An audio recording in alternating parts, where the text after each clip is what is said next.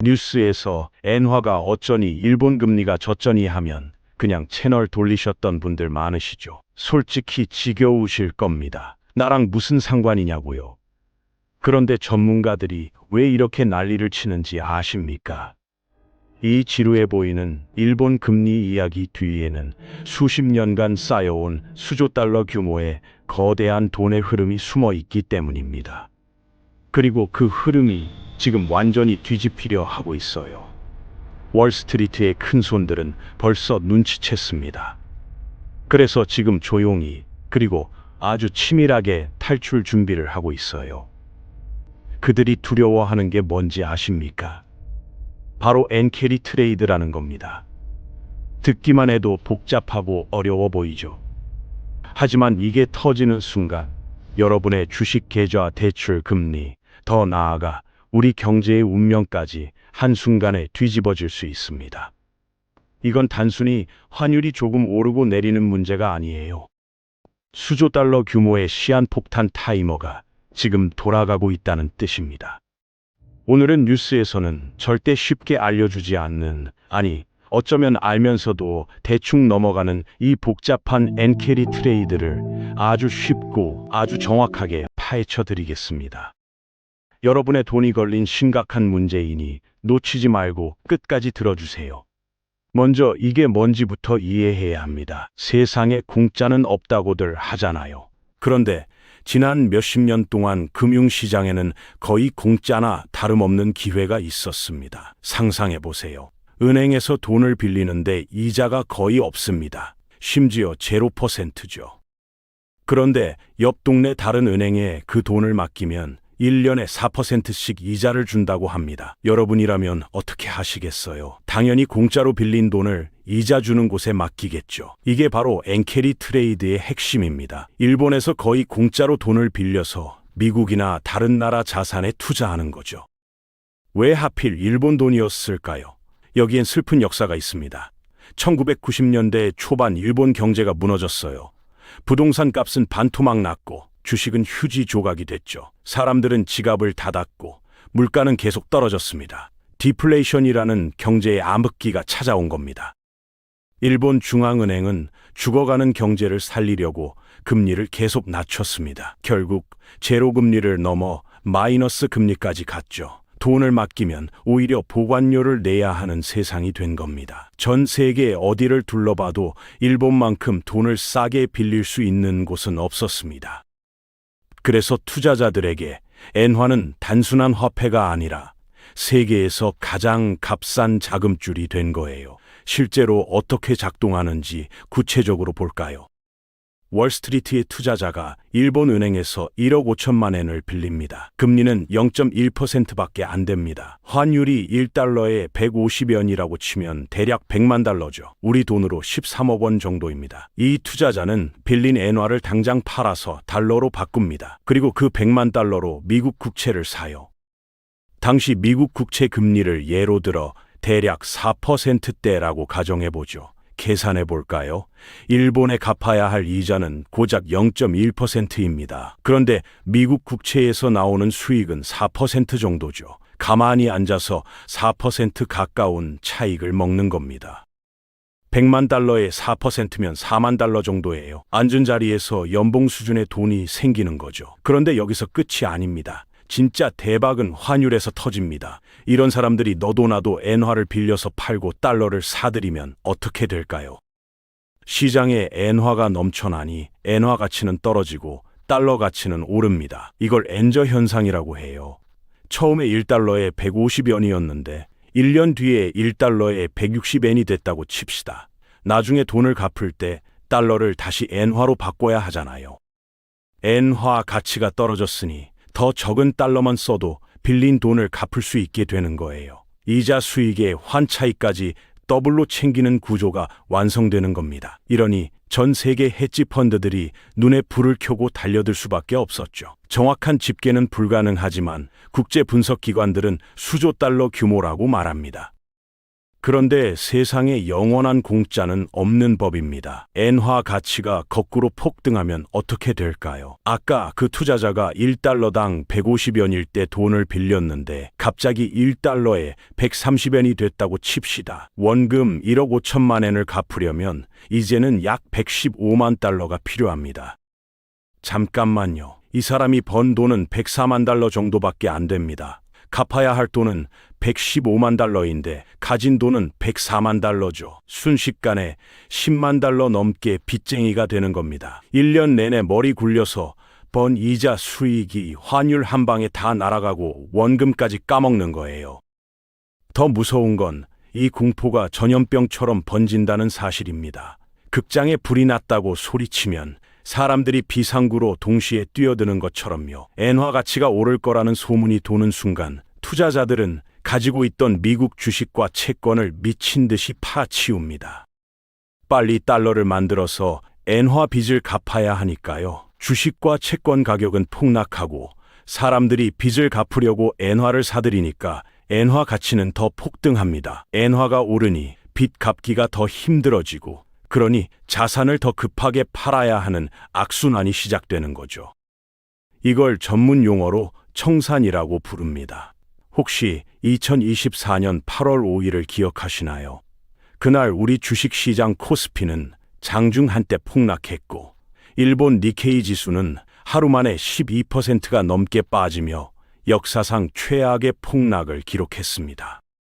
그날의 방아쇠가 뭐였을까요? 바로 미국 경제 침체 공포라는 불씨에 일본의 금리 인상이 기름을 부어버렸기 때문입니다. 겨우 0.25% 올렸는데 전 세계 금융시장이 발작을 일으킨 겁니다.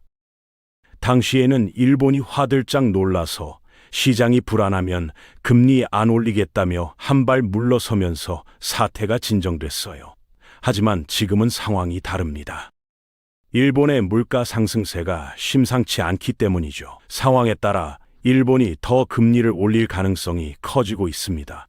미국은 금리 인하 가능성이 점점 커지고 있고요. 세계 경제의 양대 산맥인 미국과 일본이 서로 정반대 방향으로 움직이고 있는 겁니다. 지난 몇 년간은 미국 금리는 하늘 꼭대기에 있고 일본 금리는 바닥에 있어서 그 차이가 어마어마했습니다. 그 금리 차이가 엔캐리 트레이드의 연료였죠. 그런데 이제 일본은 올라오고 미국은 내려갑니다. 양쪽의 격차가 줄어드는 대수렴의 시기가 다가오고 있죠. 격차가 줄어들면 어떻게 될까요? 굳이 환율 위험을 감수하면서까지 일본 돈을 빌려 투자할 매력이 사라집니다.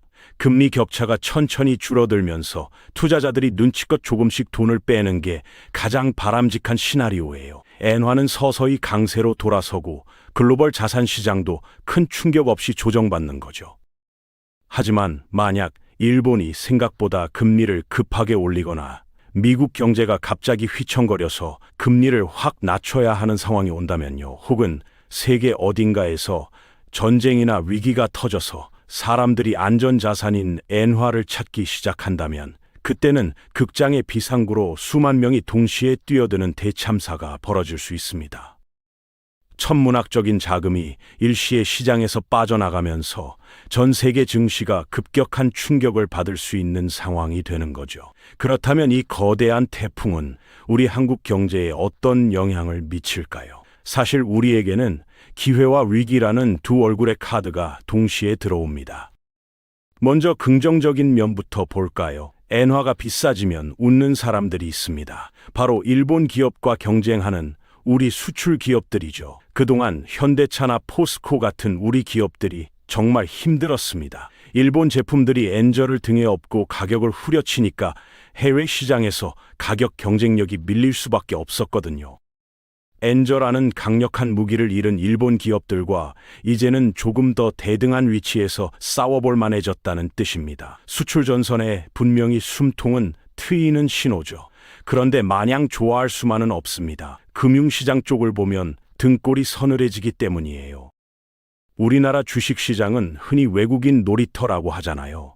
외국인 투자자들이 국내 증시에 들어올 때 상당수가 이 엔캐리 자금을 활용해서 들어옵니다. 이자가 싼 일본 돈을 빌려서 한국의 삼성전자나 SK 하이닉스를 샀다는 얘기죠. 그런데 일본 금리가 오르고 엔케리 청산이 시작되면 가장 먼저 돈을 빼가는 곳 중 하나가 바로 한국 같은 신흥국 시장입니다. 만약 수십조 원의 외국인 자금이 일시에 썰물처럼 빠져나간다면 수출이 좀 잘 된다 해도 주가 폭락과 환율 급등을 막아내기엔 역부족일 수 있습니다. 결국 우리는 지금 수출 호재라는 방패와 자금 이탈이라는 창이 정면으로 충돌하는 그 한가운데 있는 겁니다. 그렇다면 우리는 멍하니 당하고만 있어야 할까요? 절대 아니죠. 태풍이 오기 전에는 반드시 전조 증상이 있듯 금융시장 붕괴 전에도 우리에게 신호를 보내는 지표들이 있습니다. 지금부터 말씀드리는 딱 두 가지만큼은 매일 아침 뉴스에서 꼭 확인하셔야 합니다. 첫째는 바로 미국의 고용 지표입니다. 갑자기 왜 고용이냐 하실 수 있는데요. 지금 시장이 가장 무서워하는 건 일본의 금리 인상과 미국의 경기 침체가 동시에 터지는 완벽한 폭풍입니다. 미국 경제가 탄탄하다면 일본 돈이 좀 빠져나가도 버틸 수 있습니다. 하지만 미국 실업률이 치솟고 경기가 꺾이는 상황에서 엔케리 자금까지 썰물처럼 빠져나간다면요. 이건 말 그대로 전 세계 금융시장이 한순간에 얼어붙을 수 있는 상황이죠. 매달 발표되는 미국의 실업률과 비농업 고용지수, 이 숫자가 예상보다 나쁘게 나온다면 그날은 현금 비중을 늘려야 하는 위험일이라고 보셔도 좋습니다. 둘째는 엔달러 환율에서 140엔 붕괴 여부입니다. 전문가들은 엔달러 환율 140엔 선을 심리적 마지노선으로 봅니다. 지금은 150엔 근처에서 왔다 갔다 하고 있지만 만약 140엔이 깨지고 130엔대로 급격하게 엔화 가치가 오른다면 그때는 기계적인 매도 물량이 쏟아질 수 있습니다. 알고리즘에 의한 자동 투매 말이죠. 환율 차트가 140엔을 향해 가파르게 내려꽂힌다면 그때는 정말 안전벨트를 꽉 매셔야 합니다. 많은 분들이 묻습니다. 그럼 지금 주식 다 팔고 도망쳐야 하느냐고요? 제 대답은 공포에 질려 투매하지 말고 포트폴리오를 점검하라는 겁니다. 지금 빚을 내서 무리하게 투자하고 계신 분들이 있다면 부채 규모를 줄이는 것이 1순위입니다. 변동성 장세에서 빚은 독이 든 성배와 같으니까요. 하지만 위기는 곧 기회이기도 합니다. 엔화 강세는 우리 자동차와 조선 반도체 같은 수출 주력 기업들에게는 분명한 호재입니다. 외국인 자금이 빠져나가면서 주가가 일시적으로 출렁일 때 펀더멘털이 튼튼한 우리 수출 기업들을 싸게 살 수 있는 박앤세일 기간이 될 수도 있다는 뜻이죠. 남들이 공포에 질려 시장을 떠날 때 냉정하게 옥석을 가려내는 눈을 가진 사람만이 이 거대한 머니게임의 승자가 될 수 있습니다. 지난 수십 년간 세계 경제를 지탱하던 엔캐리 트레이드의 시대가 저물어가고 있습니다. 싸게 빌려서 비싸게 투자한다는 이 단순하고 강력했던 공식이 깨지는 순간 우리는 새로운 파도를 마주하게 될 겁니다. 파도를 보고 도망치는 사람은 물에 휩쓸리지만 파도의 높이와 방향을 매의 눈으로 읽는 사람은 그 위에서 서핑을 즐깁니다. 선택은 여러분의 몫입니다. 보이지 않는 돈의 흐름을 꿰뚫어 보는 여러분이 되시기를 바라며 이 이야기를 마치겠습니다. 매달 50만 원씩 20년 동안 꾸준히 투자한 두 사람이 있습니다. 한 사람은 3억을 모았고 다른 사람은 5억을 모았어요. 똑같은 금액을 똑같은 기간 동안 넣었는데 2억이나 차이가 났습니다. 도대체 뭐가 달랐던 걸까요? 특별한 종목을 골랐을까요? 타이밍을 기가 막히게 맞췄을까요? 아닙니다. 둘 다 그냥 ETF 하나 사서 가만히 놔뒀어요. 손도 안 댔습니다. 근데 문제는 3억 모은 사람이 산 ETF가 바로 여러분이 지금 들고 있을 확률이 가장 높은 그 ETF라는 겁니다. 워렌 버핏이 추천했고 모든 재테크 유튜버들이 입을 모아 사라고 하는 바로 그거요. 버핏 말이 틀렸다는 게 아닙니다. 다만 다른 선택지도 있었는데 잘 알려지지 않았던 거예요. 오늘 저는 그 이야기를 한번 해보려고 합니다. 이 영상 끝까지 보시면 왜 이런 차이가 생기는지, 그리고 어떤 대안이 있는지 살펴볼 수 있을 겁니다. 투자 좀 해보신 분이라면 한 번쯤 들어보셨을 조언이 있습니다. 그냥 S&P 500 인덱스 펀드 사서 묻어두라는 말이요. 워렌 버핏도 그렇게 말했고 수많은 투자 서적에서도 동일한 이야기를 반복합니다. 실제로 틀린 말은 아닙니다. 대부분의 액티브 펀드보다 인덱스 펀드가 더 좋은 성과를 내는 건 통계적으로 검증된 사실이니까요. 문제는 이 조언이 너무 유명해지면서 많은 사람들의 사고가 거기서 멈춰버린다는 점입니다. 인덱스 펀드를 샀으니 나는 최선의 선택을 한 거야. 이렇게 생각하고 더 이상 고민하지 않죠. 그런데 여기에 숨겨진 함정이 있습니다. 인덱스 펀드가 좋은 선택인 건 분명히 맞지만 과연 최선의 선택인지는 완전히 다른 문제니까요. 좋은 것과 최선은 엄연히 다릅니다. 그 차이가 시간이 흐르면서 상상 이상의 격차로 벌어진다는 걸 대부분 인지하지 못하고 있어요. 구체적인 숫자로 보여드리겠습니다. 만약 10년 전에 1,000만 원을 투자했다고 가정해 볼게요. 일반적인 S&P 500 ETF에 넣었다면 연평균 약 13% 수익률로 지금쯤 3,400만 원 정도가 됐을 겁니다. 상당히 괜찮은 수익률이죠. 그런데 같은 S&P 500 종목들 중에서 조금 더 선별적으로 투자하는 ETF가 따로 있었어요. 이 ETF는 같은 기간 연평균 17%의 수익률을 기록했습니다. 1,000만 원이 4,800만 원이 넘게 불어난 거예요. 차이가 얼마냐고요? 무려 1,400만 원입니다. 같은 돈을 넣고 같은 미국 시장에 투자했는데 결과가 이렇게까지 달라진 거죠. 연간 4% 차이가 뭐 그리 대단하냐고 생각하실 수 있어요. 하지만 복리의 마법은 투자 기간이 길어질수록 그 격차를 기하급수적으로 벌립니다. 20년으로 늘려서 계산해 볼까요? 13% 수익률이면 1,000만 원이 약 1억 1,000만 원이 됩니다. 그런데 17% 수익률이면요, 2억 3천만 원에 육박해요. 차이가 무려 1억 2천만 원입니다. 같은 위험을 감수하고 같은 시장에 투자했는데 결과가 2배 가까이 벌어지는 겁니다. 그럼 도대체 뭐가 이렇게 큰 차이를 만든 걸까요? 비밀은 종목 선정 방식에 있습니다. 일반 인덱스 펀드는 S&P 500에 포함된 모든 기업을 그냥 담습니다. 잘 나가는 회사도 담고 부진한 회사도 담아요. 시가총액 비중대로 기계적으로 쭉 넣는 방식이죠. 반면 오늘 살펴볼 ETF는 같은 500개 기업 중에서 가장 강한 상승 모멘텀을 보이는 약 100개 기업만 골라서 담습니다. 쉽게 말해 지금 현재 가장 잘 나가고 있는 회사들만 모아놓은 거예요. 왜 이런 방식이 효과가 있는 걸까요? 주식시장에는 아주 흥미로운 현상이 하나 있습니다. 오르는 주식은 당분간 계속 오르고 내리는 주식은 당분간 계속 내리는 경향이 있어요. 물론 영원히 그런 건 절대 아니지만 일정 기간 동안은 이 추세가 확실하게 유지됩니다. 이걸 모멘텀 효과라고 부르죠. 수십 년간 축적된 학술 데이터가 이 현상을 강력하게 뒷받침합니다. 그래서 현재 강한 상승세를 타고 있는 기업들만 골라서 투자하면 시장 평균보다 높은 수익을 낼 수 있다는 논리예요. 물론 언젠가는 그 추세가 꺾이겠죠. 그래서 이 ETF는 6개월마다 종목을 점검하고 교체합니다. 힘이 빠진 종목은 과감히 빼고 새롭게 힘을 받기 시작한 종목을 넣는 거예요. 마치 축구팀에서 컨디션 좋은 선수만 계속 출전시키는 것과 비슷합니다. 이 ETF의 이름은 SPMO입니다. 인베스코에서 운용하는 S&P 500 모멘텀 ETF예요.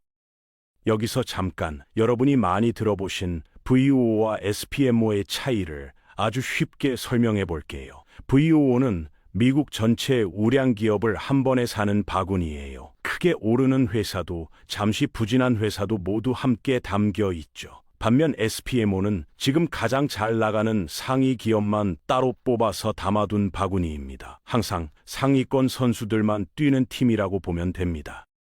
일반 인덱스 펀드는 이렇게 못해요. 모든 선수를 동시에 출전시켜야 하니까 컨디션이 나쁜 선수도 어쩔 수 없이 계속 뛰게 됩니다. 그래서 전체 팀 성적이 깎이는 거예요. 참고로 한국 투자자도 SPMO를 쉽게 살 수 있습니다. 한국증권사 앱에서 미국 주식 사듯이 검색해서 매수하면 됩니다. 다만 SPMO는 미국 ETF라서 세금 규정이 조금 달라요. 매매 차익은 비과세지만 배당금에는 미국 세금이 30% 붙습니다. 그리고 ISA나 연금저축 같은 절세 계좌에서는 매수할 수 없다는 점도 알아두시면 좋습니다. 처음 들어보시는 분도 계실 텐데 사실 꽤 오래된 펀드입니다. 다만 일반 투자자들 사이에서는 잘 알려지지 않았죠. 대부분의 사람들이 VOO나 SPY 같은 기본 인덱스 펀드에서 만족하고 더 이상 찾아보지 않으니까요. 그래서 이런 대안이 있다는 걸 모르고 지나치는 경우가 많습니다. SPMO의 운용 방식은 생각보다 단순합니다. 매년 2번 S&P 500 전체 종목을 훑어봐요. 그리고 각 종목의 모멘텀 점수를 계산합니다. 최근 얼마나 강하게 올랐는지, 상승 추세가 얼마나 꾸준하게 이어지고 있는지 이런 것들을 객관적으로 수치화하는 거죠.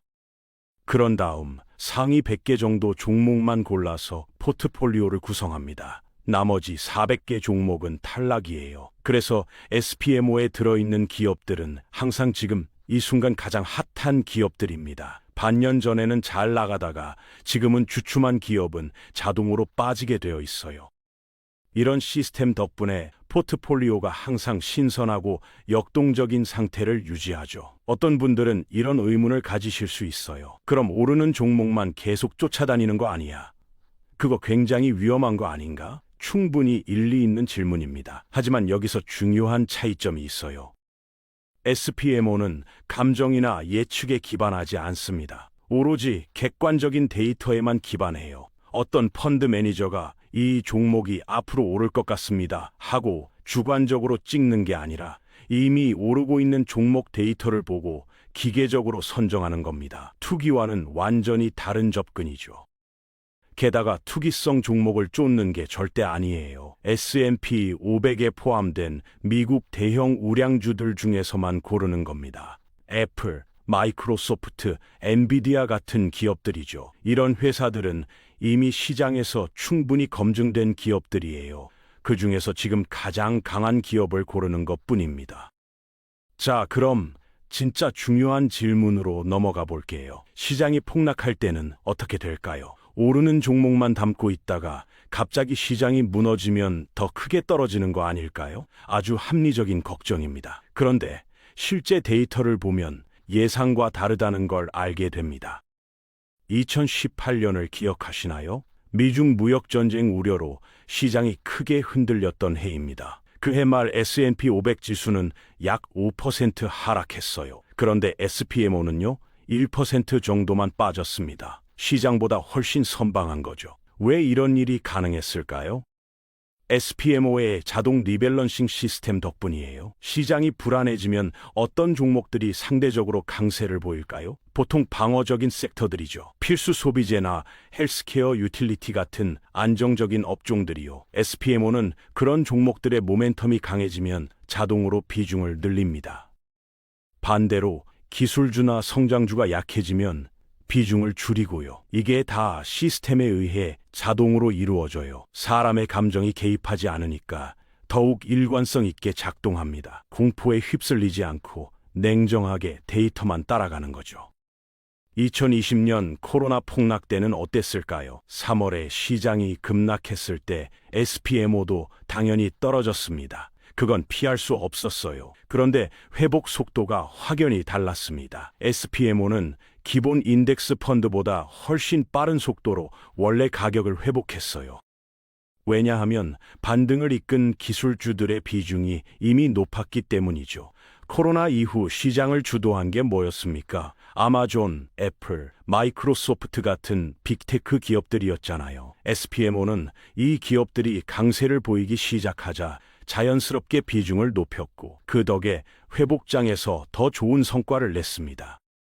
펀드 매니저가 미래를 예측해서 그런 게 아니에요. 시스템이 순수하게 데이터를 따라간 결과입니다. 2022년도 인플레이션과 금리 인상으로 시장이 크게 떨어졌습니다. 일반 S&P 500 ETF는 약 19% 하락했어요. SPMO는 약 11% 하락에 그쳤습니다. 8% 차이죠. 이게 별거 아닌 것처럼 보일 수 있는데 복리로 따지면 엄청난 차이입니다. 19% 손실을 회복하려면 약 24% 상승이 필요해요. 반면 11% 손실은 약 12% 상승이면 됩니다.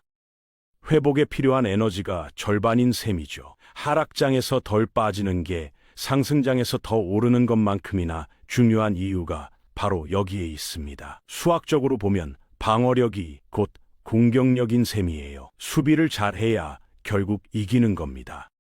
그럼 이쯤에서 비용 얘기를 해볼게요. SPMO의 연간 운용 보수는 0.13%입니다. 일반 S&P 500 ETF인 VOO는 0.03%예요. 4배 이상 비싸죠. 이거 보고 돌아서는 분들이 실제로 많아요. 아, 수수료가 비싸네 하고요.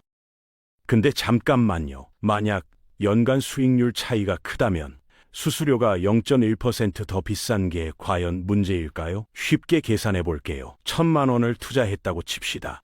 VOO 수수료는 연간 3,000원이에요. SPMO는 13,000원이고요. 차이가 10,000원입니다. 그런데 과거 기준 수익률 차이로 벌어졌던 금액은요, 연간 40만 원 이상이었어요. 물론 이게 미래에도 똑같이 적용된다는 보장은 없습니다. 하지만 단순히 수수료만 보고 판단하기엔 아까운 부분이 있다는 거죠. 물론 과거 수익률이 미래를 보장하지 않는다는 건 꼭 기억하셔야 해요. 다만 모멘텀 전략 자체는 수십 년간 학계와 실전에서 검증된 방법론이긴 합니다. 노벨상 수상자들도 인정하는 팩터 중 하나예요. SPMO는 그 전략을 투명하고 체계적으로 실행하는 ETF 중 하나라고 볼 수 있습니다. 자, 그럼 만약 이런 ETF에 관심이 생겼다면 어떻게 활용할 수 있을까요? 우선 전 재산을 다 넣는 건 어떤 ETF든 위험합니다. SPMO도 마찬가지예요. 약 100개 종목에 집중 투자하기 때문에 특정 섹터 쏠림이 생길 수 있어요. 지금은 기술주 비중이 상당히 높습니다. 엔비디아, 애플, 마이크로소프트 같은 기업들이죠. 이 기업들이 계속 잘 나가면 좋지만 갑자기 기술주가 무너지면 타격이 클 수 있어요. 그래서 기존의 넓은 인덱스 펀드와 함께 사용하는 방법을 고려해 볼 수 있습니다. 코어 위성 전략이라고 하죠. 기본 인덱스 펀드를 중심에 두고 SPMO를 보조적으로 활용하는 겁니다. 예를 들어 보수적인 투자자라면 VOO의 90%, SPMO의 10% 정도 배분하는 식이에요. 이렇게 하면 전체 포트폴리오의 변동성은 거의 그대로인데 기대 수익률은 조금 올라갈 수 있습니다. 모험을 좀 더 감수할 수 있다면 70대 30 비율도 생각해 볼 수 있어요. 더 공격적인 분이라면 50대 50까지 갈 수 있죠. 중요한 건 자신의 투자 성향과 목표에 맞게 조절하는 겁니다. 은퇴가 가까운 분이라면 보수적으로 가는 게 맞고, 아직 투자 기간이 20-30년 남은 분이라면 좀 더 과감하게 가도 됩니다. 정답은 없어요. 다만 이런 대안도 있다는 걸 알고 본인 상황에 맞게 검토해 보시면 좋겠습니다. 배당을 중시하는 분이라면 SCHD 같은 배당 ETF와 함께 가져가는 것도 하나의 방법이에요. 성장과 배당을 동시에 챙기는 균형 잡힌 전략이죠. 한 가지 더 말씀드릴게요. 만약 SPMO 같은 모멘텀 ETF를 활용한다면 가장 중요한 건 꾸준함입니다. 모멘텀 전략은 시장 사이클을 타요. 어떤 해는 시장보다 훨씬 좋고 어떤 해는 비슷하거나 약간 못할 수도 있어요. 2021년처럼 성장주가 폭발하는 해에는 SPMO가 엄청나게 좋았습니다. 반면 2022년처럼 가치주가 반등하는 해에는 상대적으로 덜했죠. 그렇다고 해서 수익률 좋을 때만 들어갔다가 안 좋으면 나오는 식으로 하면 절대 안 됩니다. 그건 타이밍을 맞추겠다는 건데 타이밍은 아무도 못 맞춰요. 전문가들도 못합니다. 대신 꾸준히 보유하면서 시스템이 알아서 리밸런싱 하도록 두는 게 맞습니다. 그래야 장기적으로 모멘텀 효과의 혜택을 온전히 누릴 수 있어요. 단기 수익에 연연하지 말고 긴 호흡으로 가져가세요. 그게 이 전략의 핵심입니다. 자, 이제 정리해 볼게요. SPMO는 S&P 500 종목 중 모멘텀이 강한 상위 100여 개 기업에 투자하는 ETF입니다. 6개월마다 자동으로 종목을 교체해서 항상 가장 강한 기업들만 보유하죠. 지난 10년간 일반 인덱스 펀드 대비 연평균 4%가량 높은 수익률을 기록했어요. 하락장에서도 상대적으로 선방했고 회복 속도도 빨랐습니다. 수수료는 조금 비싸지만 과거 수익률 차이를 고려하면 검토해 볼 만한 수준이에요. 전 재산을 넣기보다는 기존 포트폴리오의 일부로 편입해서 활용하는 게 현명합니다. 마지막으로 이런 생각을 해보면 좋겠습니다. 익숙한 선택이 항상 최선일까요? 우리는 보통 익숙한 것을 안전하다고 느낍니다. 모두가 추천하는 기본 인덱스 펀드를 사면 마음이 편하죠. 남들도 다 그렇게 하니까요. 그런데 그 편안함에 안주하다 보면 더 나은 선택지를 놓칠 수도 있습니다. 20년 후에 돌아보면 그 차이가 얼마나 클지 한번 생각해 보세요. 같은 금액을 투자했는데 누군가는 3억이고 누군가는 5억입니다. 물론 미래는 아무도 모릅니다. 하지만 최소한 어떤 선택지들이 있는지 알고 판단하는 게 중요하지 않을까요? 투자에서 진짜 위험은 변동성이 아닙니다. 진짜 위험은 더 나은 선택지가 있었는데 몰라서 놓치는 겁니다. 복리의 세계에서는 작은 차이가 시간이 지나면 엄청난 격차로 벌어지니까요. 오늘 영상이 여러분의 투자 시야를 넓히는데 조금이라도 도움이 됐으면 합니다. SPMO 같은 ETF가 정답이라는 게 아니에요. 다만 이런 대안도 있다는 걸 알고 본인의 투자 철학과 상황에 맞게 판단해 보시라는 거죠. 결국 투자는 선택의 연속입니다.